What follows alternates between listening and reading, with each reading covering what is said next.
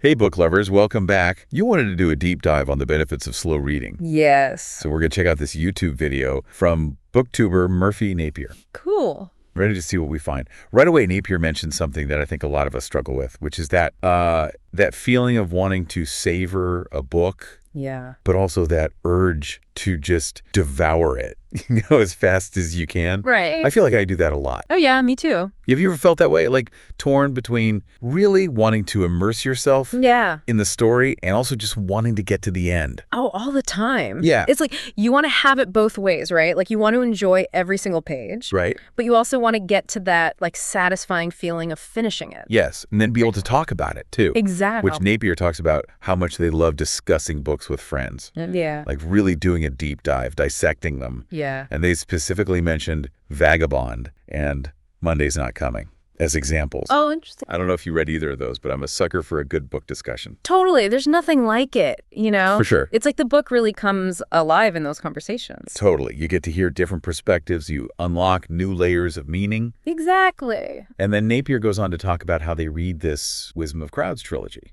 Oh, I think it basically flew through it. okay. They were just so caught up in the story and wanting to know what happens next Yeah. that they kind of admitted that they probably missed some details along the way. Hmm. Which makes me wonder, is there like a cost to reading quickly? Yeah. That's a good question, isn't it? Because you're getting through the book, but are you really like absorbing everything? It's almost like you're sacrificing something, right? Like a deeper understanding or appreciation. Yeah. And then Napier actually brings in some research Oh, cool. suggesting that reading slower might actually be beneficial for us. Like they mentioned this one study on stress reduction that we'll link in the show notes if you're interested. I'd love to read that. Yeah, it's pretty fascinating stuff, actually. It makes sense, though, right? Because, like, when we slow down in general, whether it's reading or anything else, Yeah. it can have a really positive impact on our well-being. For sure, for sure.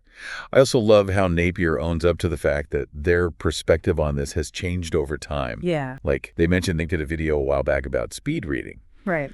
And while it was interesting to learn those techniques, they ultimately realized it wasn't really enhancing their reading experience. You know, they kind of came full circle. Yeah, exactly. And I think that kind of self-awareness is so important, especially when we're talking about something as personal as reading. Totally. It's like being willing to admit that maybe you were wrong or that your needs have changed. Right. I think there's a lot of courage in that. Absolutely. And then there's this whole thing about the numbers game Oh. that Napier talks about. And I think so many of us get caught up in that as readers. Oh, for sure, for sure. Like how many books we've read, how fast we're reading. Yeah. But Napier makes this great point that consistency matters more than speed. Absolutely. And they actually break down the math Okay. to show how even just reading, like 10 pages a day, can add up to thousands of pages over the course of a year. That's amazing. It really puts things in perspective, doesn't it? It does. Because it's so easy to get overwhelmed, right? Yeah. Like, I need to be reading a book a week or whatever. Yeah, I feel that pressure sometimes. Right. But if you just focus on being consistent, even in small amounts, Yeah. it really does add up over time. So much less pressure, too. Totally. And then one of my favorite parts of this video was Napier's analogy about reading being a collaborative process. Oh, interesting. They describe it as, like, the author provides the floor plan, Okay. but then the reader gets to build the walls and add all the personal touches. Oh, I love that. Isn't that such a cool way to think about it? Yeah, because it really emphasizes the fact that we're not just passive recipients of information, you know? Right. We're actively involved in bringing the story to life. Exactly. And I think that's where the real magic of reading lies. Totally. And then just to wrap up this part of the video, Napier talks about how in a world that's constantly urging us to go faster and do more, reading offers this really beautiful opportunity to slow down and savor the moment. It's like a little oasis of calm in the midst of all the chaos. I love that. So that's it for part one of our deep dive into slow reading. Great discussion. We've covered a lot of ground already. Yeah, we have. But there's more to explore. We'll be back in a moment to continue the conversation. Can't wait. It's funny, when Napier was talking about that like inherent slowness of reading, I was thinking about all the other places in life where we could benefit from slowing down. Oh, yeah. Like even just like having dinner without Yeah. checking your phone, or like actually having a conversation without like, Totally. I think a lot of people are realizing that, like, yeah, it's good to disconnect sometimes, you know? totally. And like reading kind of forces you to do that a little bit. Oh, for sure. It's like a little mini vacation for your mind. Yeah, exactly. Like you step out of of your everyday life and into this other world. Yes, exactly. And you really get to appreciate it when you slow down. It's like the difference between like watching a movie on fast forward versus like actually watching it at normal speed. Oh, yeah. Like you might get the gist of the plot either way, but you're going to miss all those little details, you know? Right, the nuances, The emotional depth, Yeah. the beauty of the filmmaking. Right. And it makes me wonder, like, in our rush to consume as much content as possible, are we actually missing out on the essence of the experience, you know? Yeah, it's like we're so focused on quantity over quality. Right. And it's not just with reading, it's like everything. It's everywhere. It's like be more efficient, be more productive, be more connected. Yeah. But what if the key to like a richer, more fulfilling life is actually the opposite? You know? Right, like slowing down, disconnecting a little bit. Exactly. Savoring the moment. Yeah. And I thought it was interesting how Napier brought up this idea of reading being a long-form activity, which it is, you know? Like, it takes time. It does. And there's something really special about that. Oh, for sure. Yeah. Like, when I think about the books that have had the biggest impact on me,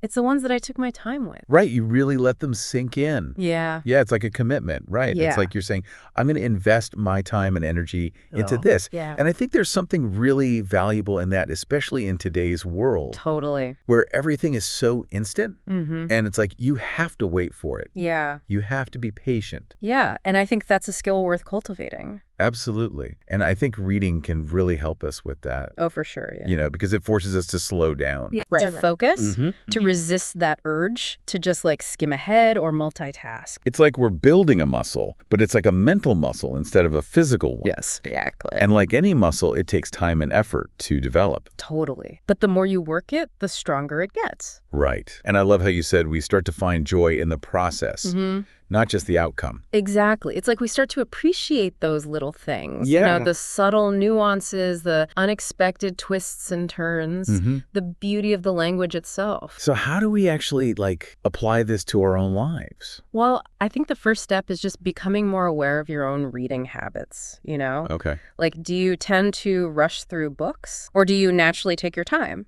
And what are you reading for? Are you reading for pleasure, for information? Yeah, it's good to think about why you're reading something. Yeah, because once you understand your motivations, you can start to make more conscious choices about how you want to approach it. Right. And it's like anything else. Like the more intentional we are, Exactly. the more likely we are to actually enjoy it. Totally. And then there's this other idea that I thought was really cool. Yeah. About thinking of reading less as a passive activity. Okay. And more as like an active dialogue with the author. I like that.